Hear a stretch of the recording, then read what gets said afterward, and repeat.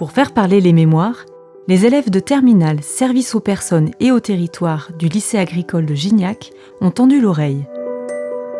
Grâce à eux, écoutez les voix d'une histoire qui ressurgit. Cette collecte de témoignages intergénérationnels entre des lycéens et d'anciens pupilles et professionnels de l'éducation surveillée nous parle d'enfance enfermée, d'adultes engagés et d'un futur à construire. Vivre au quotidien dans un institut d'éducation surveillée. Où c'est que vous avez grandi ? J'ai grandi dans la banlieue parisienne, à Asnières. J'ai eu une éducation spéciale puisque je suis fils de chiffonnier, de brocanteur, c'est déjà un autre monde. Oui. Parce que nous, les chiffonniers, on était mal vus par les autres gens. Hein. On était des voleurs de poules. Hein. Donc il fallait toujours être propre, il fallait toujours être poli. Et ça, mes parents m'ont inculqué ça. Ça m'a pas empêché de faire des bêtises. Ça n'empêche pas, on a beau avoir une bonne éducation, mais si on a envie de faire des bêtises, on les fait. Est-ce que vous étiez à l'école ? Alors oui, je suis allé à l'école jusqu'en 4e. Et après, ça me plaisait pas. J'apprenais bien, j'apprenais vite, mais j'aimais pas l'école. Ça me plaisait pas du tout. J'aimais pas l'odeur des gommes, j'aimais pas l'odeur des livres, ça me plaisait pas. Et j'apprenais très bien en plus. Donc automatiquement, je me suis retrouvé après ici, à Agnan. D'accord. J'ai fait des bêtises et puis voilà. Donc quelle situation, quel événement vous a amené à rejoindre cette institution à Agnan ? Écoutez, je vivais dans un endroit où il y avait beaucoup de délinquants. Les deux amis des chiffonniers, c'est beaucoup de délinquants. Donc je volais, vol de voiture, vol dans les appartements. Et puis j'étais quand même mineur.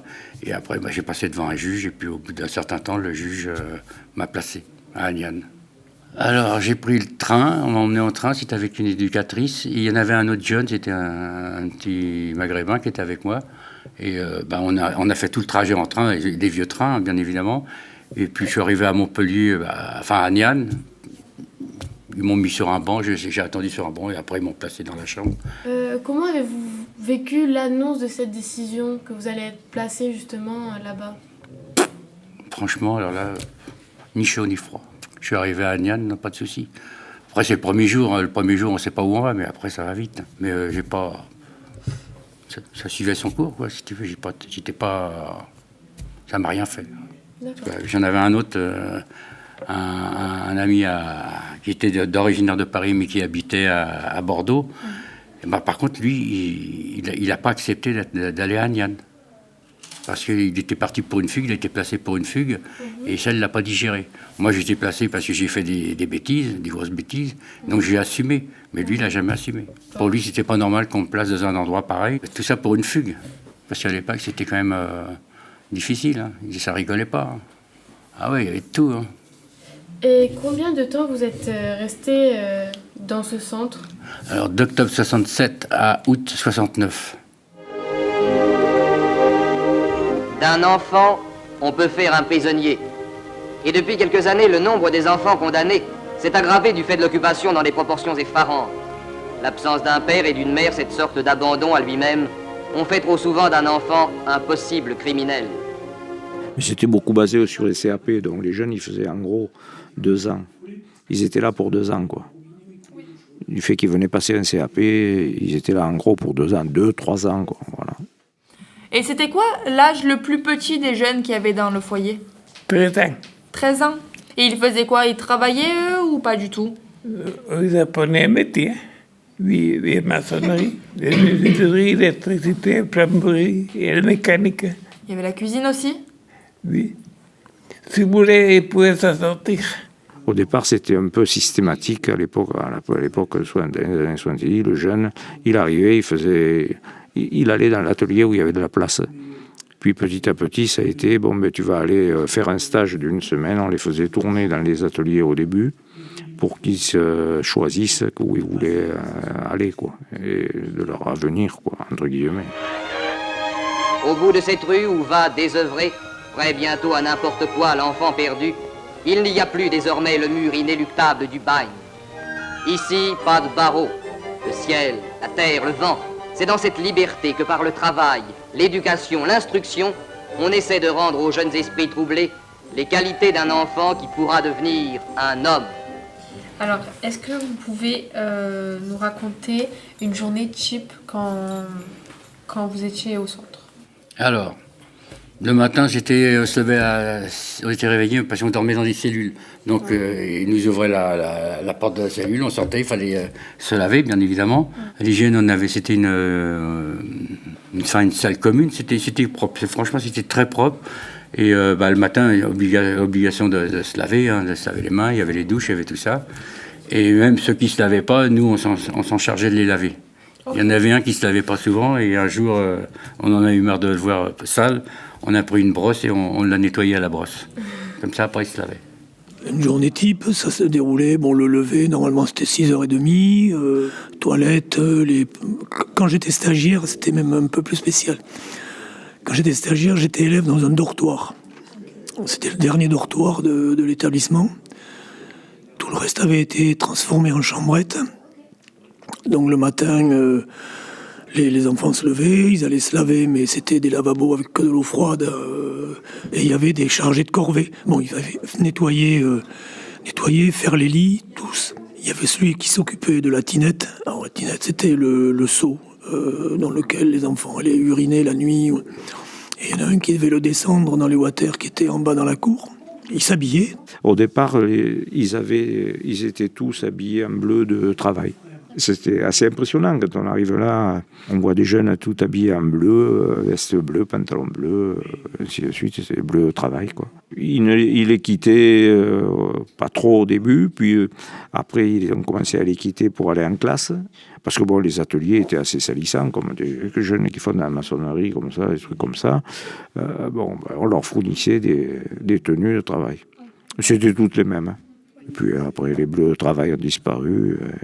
Enfin, voilà, quoi. Ils avaient une tenue. Pour les maçons, les pêtres étaient blanches. Et pour l'électricien, vous savez pas? En bleu. Les cuisiniers avaient une tenue esprit de cuisinier. Et pour les cheveux, ils devaient... Les couper court. Comme à l'armée? Un peu plus long. Un peu plus long, ok. D'accord. Et c'était par rapport à quoi, ça? Je sais pas, à l'hygiène peut-être. Ok, d'accord. Et le jogging, on avait aussi un survêtement de jogging. Il y avait marqué ESA, je crois, derrière. Étoile sportive d'Aniane, un truc comme ça, ESA. Et ils étaient prunes, couleur prune. C'était pas mal à l'époque, couleur prune.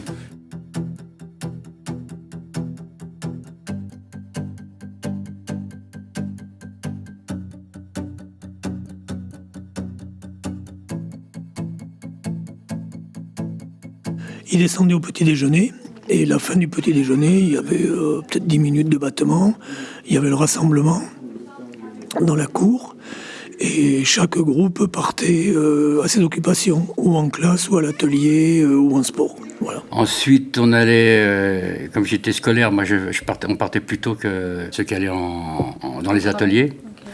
Okay. Et donc, on prenait nos petits déjeuners le matin, et ensuite, on allait en cours toute la journée. Oui, il y avait une école. Enfin, j'apprenais la comptabilité.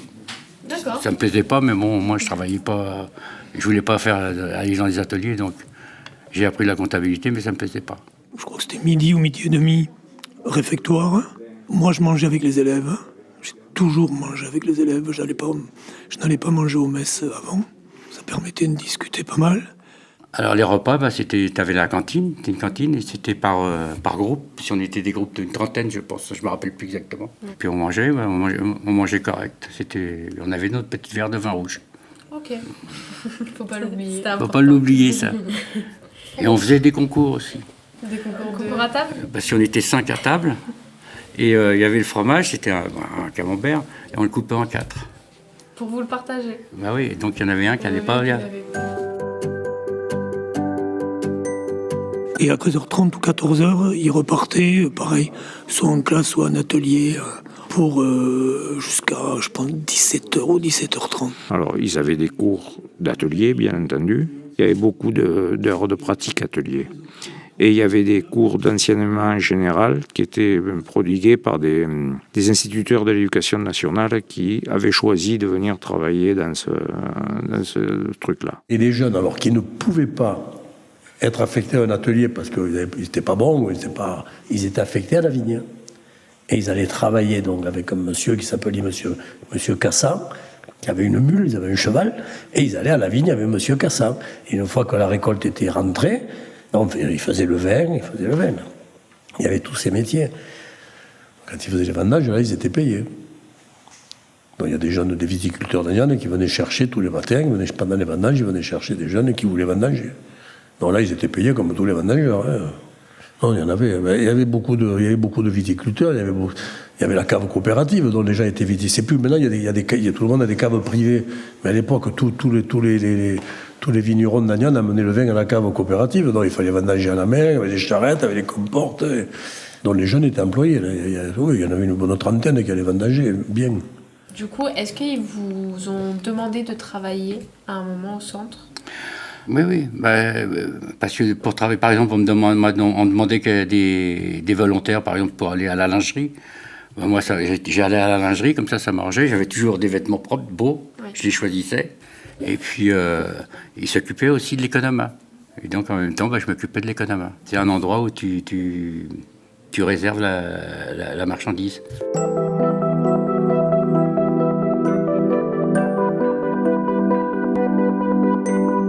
Et après 5 heures, les jeunes étaient avec les éducateurs. Donc on intervenait, nous, soit le matin au lever, repas de midi, ou repas de midi, les soirées. Les soirées, c'était 5 heures, 22 heures, 23 heures, quoi, voilà. C'est là où il y avait essentiellement le travail avec les éducateurs. Oui, au centre, il y avait un gymnase.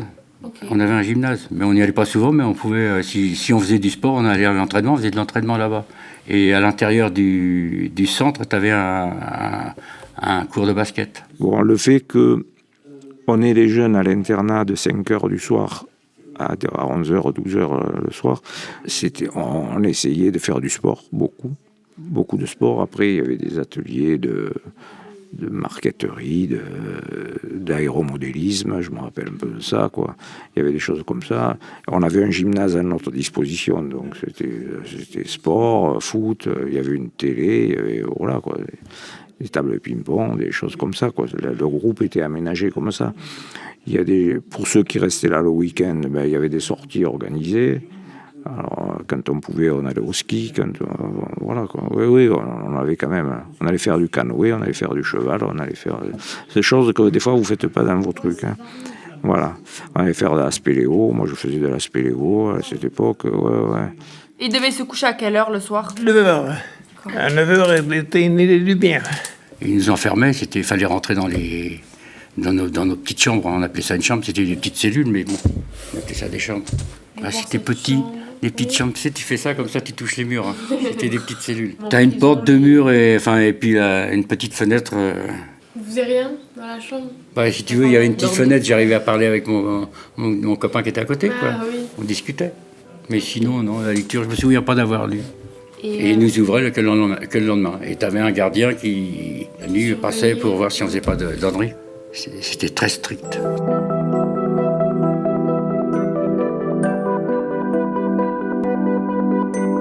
Ce podcast vous est présenté par le service patrimoine de la communauté de communes Vallée de l'Hérault. Il a été réalisé dans le cadre du projet Si on s'écoutait, avec le soutien de l'association M28 Terre de Culture. Merci aux témoins qui ont accepté de partager leurs souvenirs de l'institution et aux partenaires de ce projet, la mairie d'Agnan, l'association Isophoto, le Sonambule et le lycée agricole Vallée de l'Hérault. Accompagnement et réalisation du projet, association Nos Mémoires Vives.